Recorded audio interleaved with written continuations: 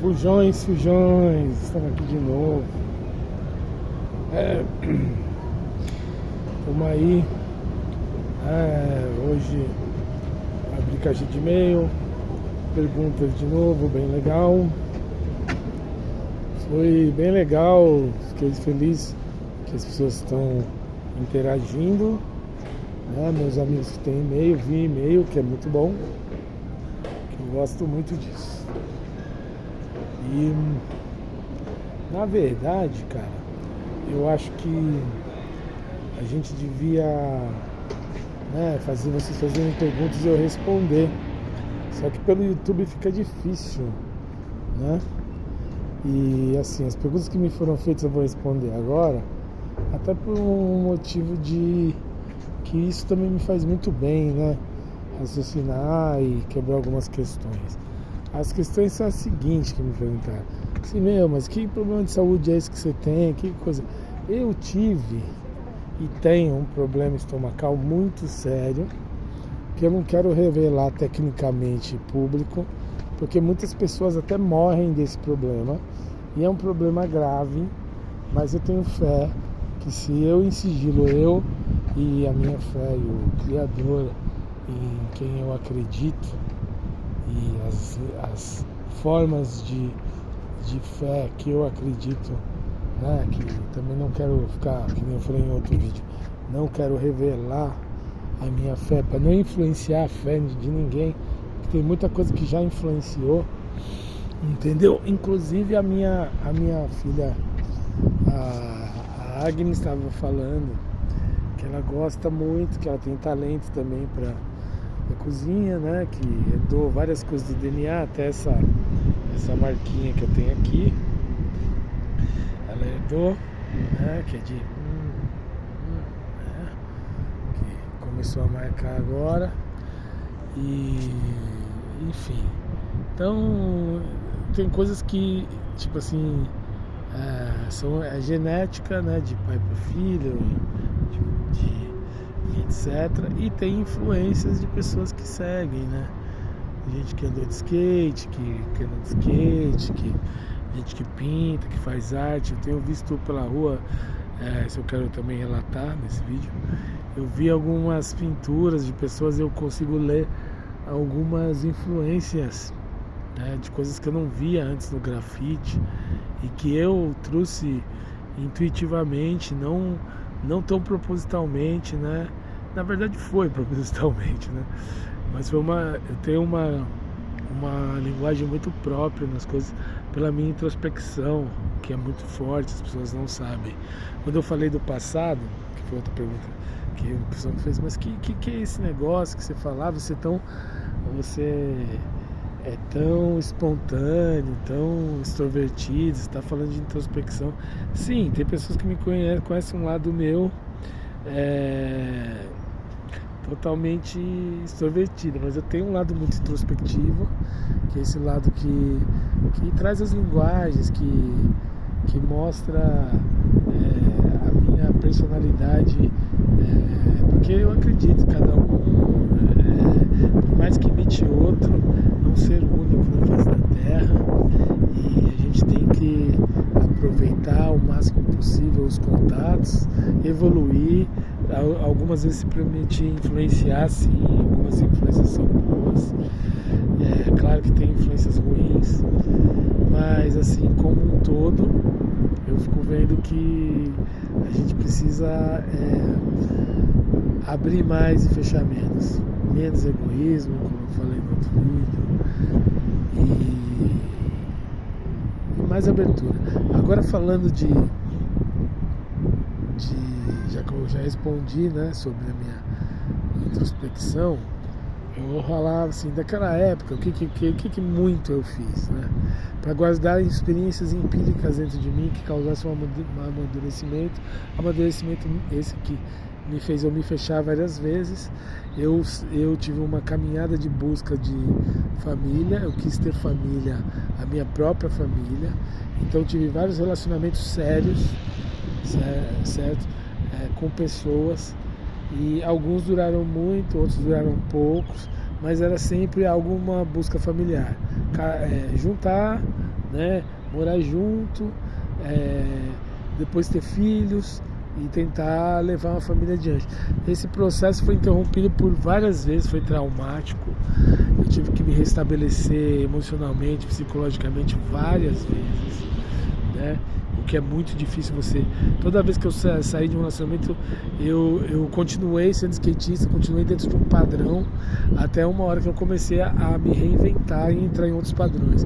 Ah não, então vamos cozinhar. Ah não, então vamos pintar, né? Porque eu acho que uma pessoa, tem algumas pessoas que vivem a vida inteira, 50 anos, fazendo a mesma coisa para sempre. E tem outras que vão evoluindo e diversificando e se reinventando, ressignificando a sua vida numa carga evolutiva, numa mudança de ciclos. Então, eu tive todos esses relacionamentos estáveis, assim, muitos. Eu acho que foi medida assim de amasia, né? De você morar amasiado, acho que foram uns 8, 9, né? Mas que teve conclusão com filhos 6 ou 7, certo? Eu parei de tentar por causa da cultura de as mulheres terem os filhos para elas, né?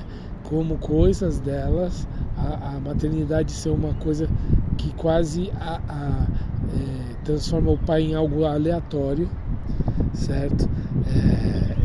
Quando eu falei em outros vídeos de alienação parental, é porque a mulher tem essa cultura de alienar, sair fora do relacionamento, foda-se o pai. O pai é um caixa eletrônico, ele tem que pagar pensão de longe e muito de vez em quando, se eu achar, em estado de juízo, né? Mulheres são sempre juízas.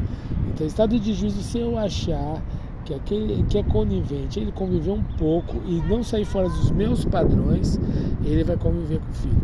O que é totalmente incoerente, né, injusto, né, e traz para o mundo o que a gente tem visto, né, uma deformidade maior de caráter educacional, enfim, não é uma boa plataforma, né? E no entanto, a gente fica vendo assim que a gente está assim procurando evoluir de uma forma bem fracionada, que se torna bem decadente, né? E a gente precisa evoluir.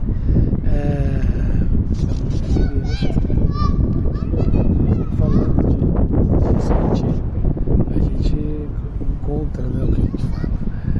E a gente tem visto muito disso ultimamente. Então, quer dizer, para a gente ir para um estado evolutivo que nos garanta uma coerência na educação da próxima geração, a gente tem que afinar os padrões, acabar com as alienações parentais, acabar com um monte de privilégio, deixar a escala equacionada, deixar a escala igual, para que a gente possa realmente trazer um benefício, né, e deixar um legado melhor para essa geração, né? A minha experiência hoje com o trabalho que eu estou fazendo é bem difícil de a gente dar seguimento a uma gastronomia multidisciplinar, né? Eu estava um mês atrás fazendo comida alemã, fondue, alguns pratos assim, aí passei pela comida coreana, tal, estudei comida tailandesa, tal, aí fui fazer, fiz toda uma escala de, olha só que bonito aqui, ó, esse é o Espaço das Nações. Tá vendo? São as costas da minha operação que eu estou fazendo pizza, né? Que tem uma cozinha multidisciplinar, tem hamburgueria, restaurante, pizzaria, que fica aqui no passeio Espaço das Nações, uma prestação de serviço, uma das prestações de serviços que eu estou fazendo.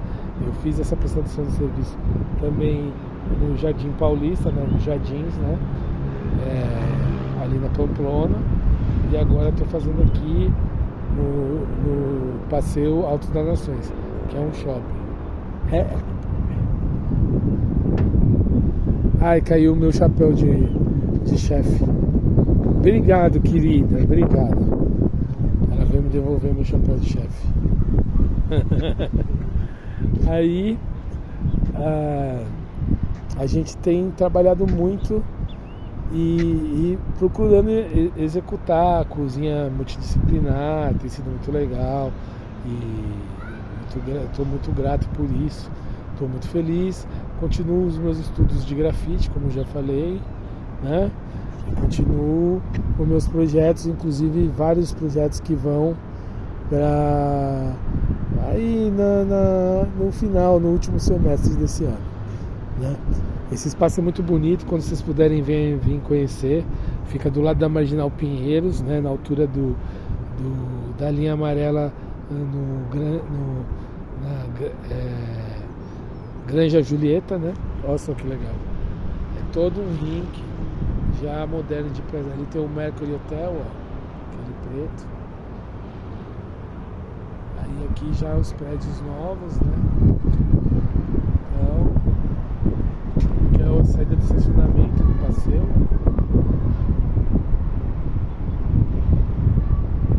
Ali os prédios, né? Região Morumbi. Pra lá é o Alto da Boa Vista. Aqui tá nascendo esse pigão lindo também. Todos os prédios aqui tendência a ser espalhados. Aí tem aquele ali, São Romeu e Júlia ali, moro do Romeu e Júlia embaixo. Aqui é a parte de trás do Passeio Alto das Nações. É um espaço bem legal. Vale a pena vir aqui. Tem uma área de alimentação bem variada. Tem aí quem gosta de Mac, tem Mac. Quem gosta de Sage, tem Sage. Tem ali esqueci o nome agora, mas é um que eu gosto muito também, mas é fast food. Tem tudo de alimentação legal aí. Tem Burger King, tem o que tem no shopping tem aqui, tá? Outback, tem um Outback ali. Quem gosta de um Outback, esse Outback que é bem sossegado, tá num ótimo padrão e ótima finalização também.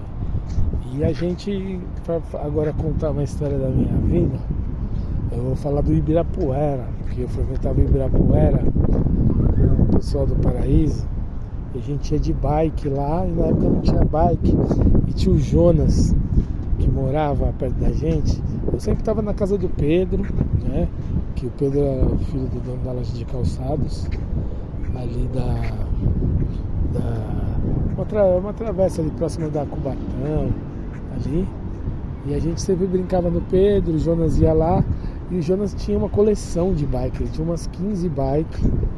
E aí, eu não tinha bike na época, a gente pegava as bikes do Jonas. E ele tinha de vários tipos. Ele tinha Caloi 10, ele tinha as Cross, Extra Light, tinha vários tipos de bike. Eu andei em todos os tipos de bike.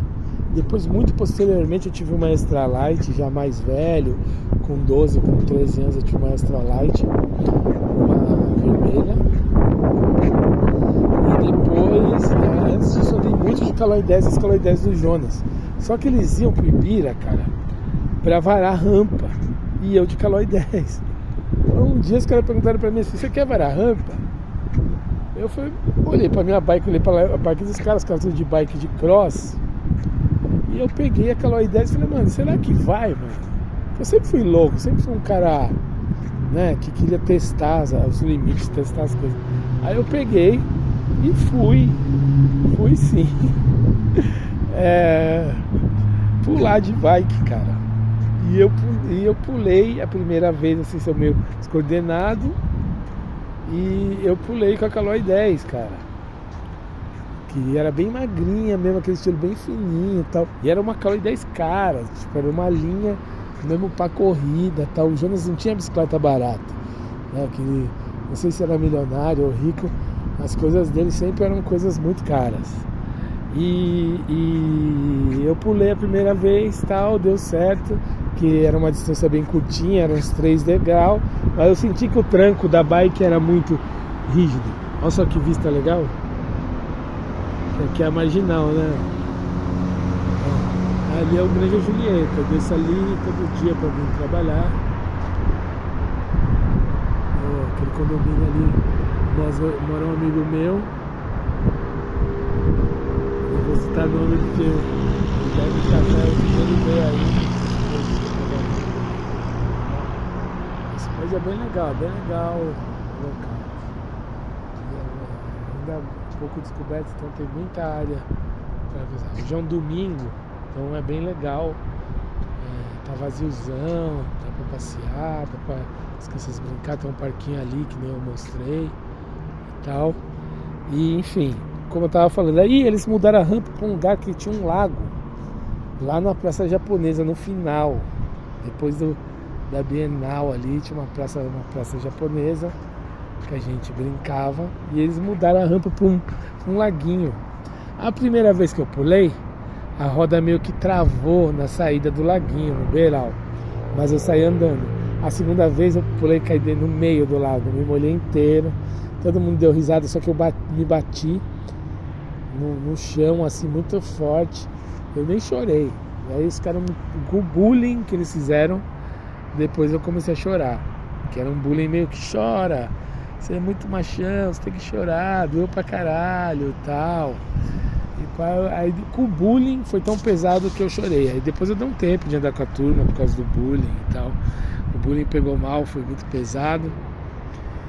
E o Jonas não cobrou a bike, ficou toda zoada, não cobrou a bike, né? Ele tinha grana, ele sabia que a gente não tinha todas essas posses, né? E fazia por bem, né, mano? Você vê que era uma época diferente, as coisas eram muito diferentes. Então a gente teve esse episódio muito legal de pular do bike de Ibirapuera. Depois eu comecei a frequentar Ibirapuera andando de skate, aí conheci o Tron. Aí teve a história do Tron, vou contar em outro vídeo.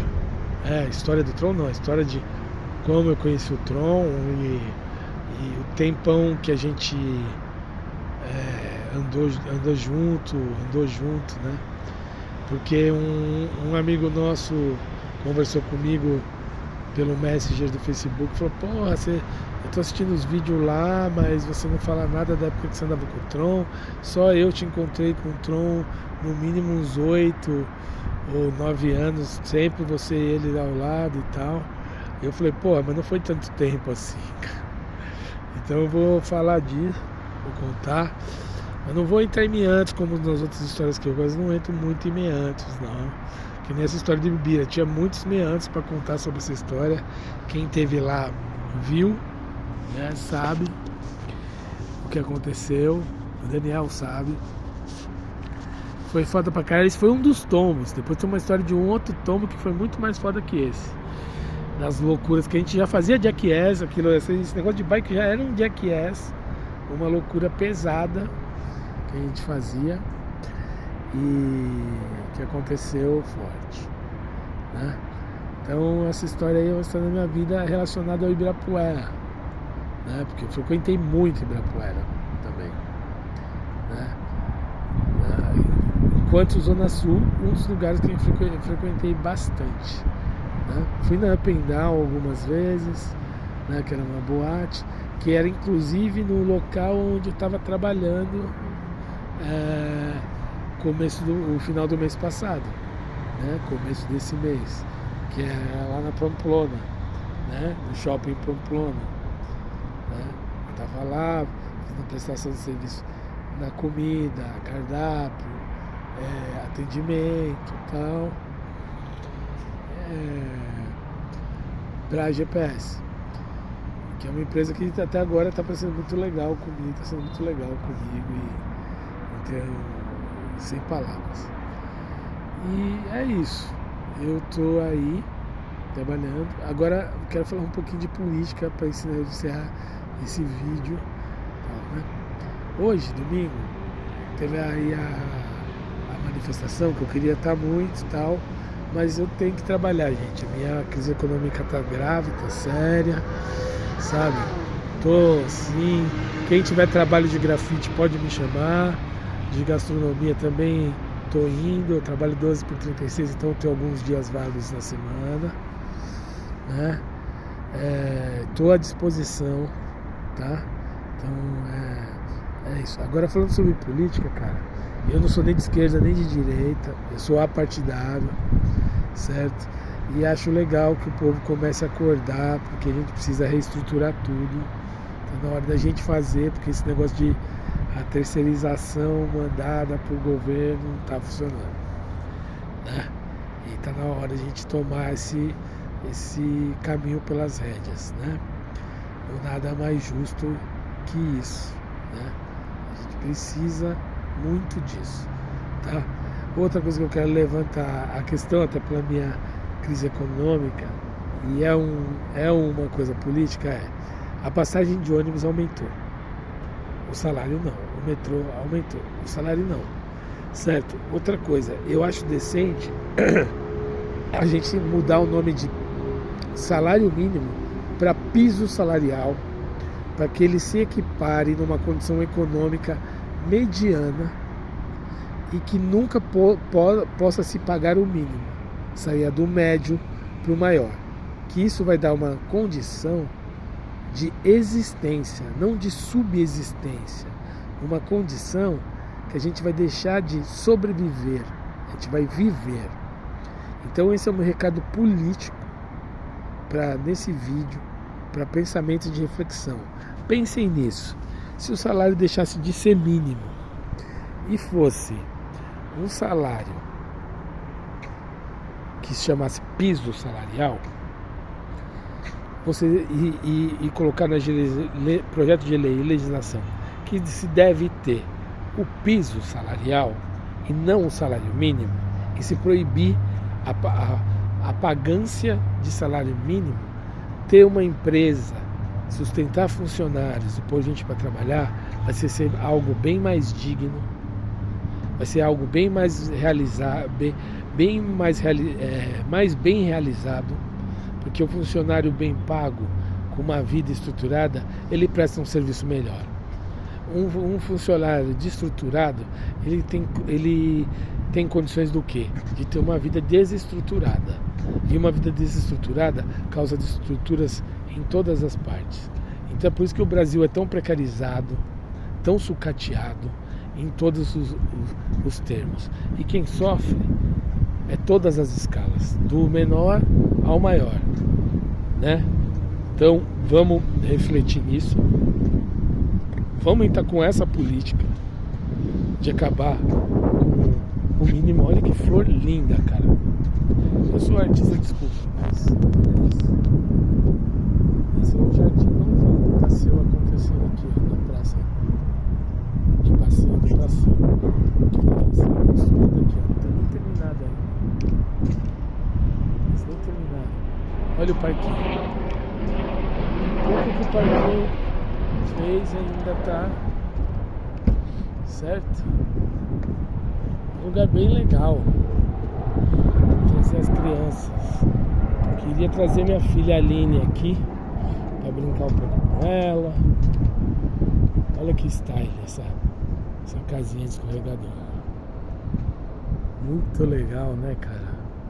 Isso aqui são coisas legais de pôr no vídeo. Se você está assistindo esse vídeo, eu tô dando dicas legais e falando coisas legais. Porra, mano, ajuda o canal aí, né, cara? Eu não tô levando tão o canal, eu não tô tão youtuber, mas eu tô fazendo o relato da minha história autobiográfica e ao mesmo tempo mostrando coisas legais. Olha esse escorregador que legal. Então vamos se inscrever, assinalar, tocar o sinal, hypar, né? Você viu um din-din pra mim, tá difícil a coisa. Tô amarelo assim, ó. Os amigos meus falaram, mas tá estranho, você tá amarelo, não sei o quê. Tá difícil, cara. Olha esse brinquedo, cara. Olha que legal. Ó. Esse moleque brinca aqui direto. E aquele tubo ali, ó. Ó, os clones, assim, todos os brinquedos assim, sabe? Muito style esse parquinho, muito exclusivo, muito diferente, né? Um layout bem. Só vi coisas assim fora do Brasil. Mas estamos aí, ó, fazendo. Ainda tá pra lá, ó, em construção. Ó, um japa bom. E tá aí, ó, domingão. Pesquisa aí na net, vem pra cá, ó, massagem. Certo? E é isso, a dica de hoje é Passeio das Nações. Certo? Passeio Alto das Nações. Granja Julieta. Saiu da estação de Granja Julieta, você consegue vir no passeio. Aí tem Outback, Burger King, Sage, Nagaru, Nagaibu. Tem a minha pizza lá embaixo. E tamo junto, cara. Tá? Se inscreve, curte. E na próxima mais histórias biográficas minhas. Tá? Deixando um pouquinho de mim pra vocês. Até mais.